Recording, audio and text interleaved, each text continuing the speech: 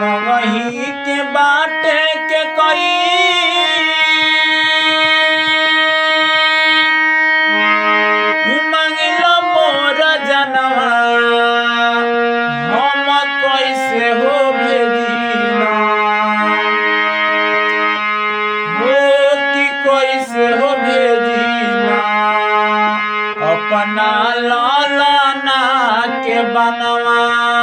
हम कैसे हो भेजीना मगही के बाटे के कोई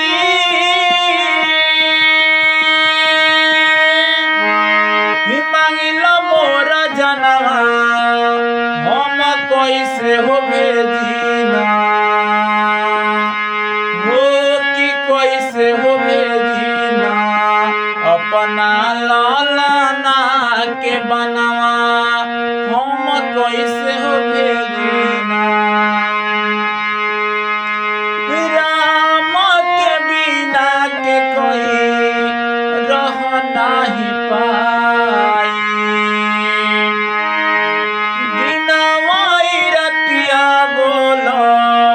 कैसे बिताई राम के बिना के कोई रह नहीं पाई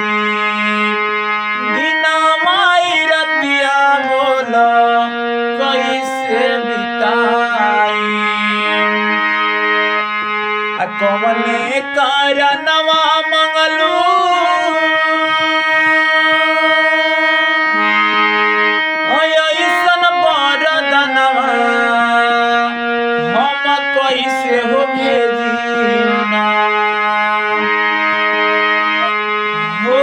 कि कैसे हो भेजीना अपना लालना के बनवा हम कैसे हो भेजीना अपना लालना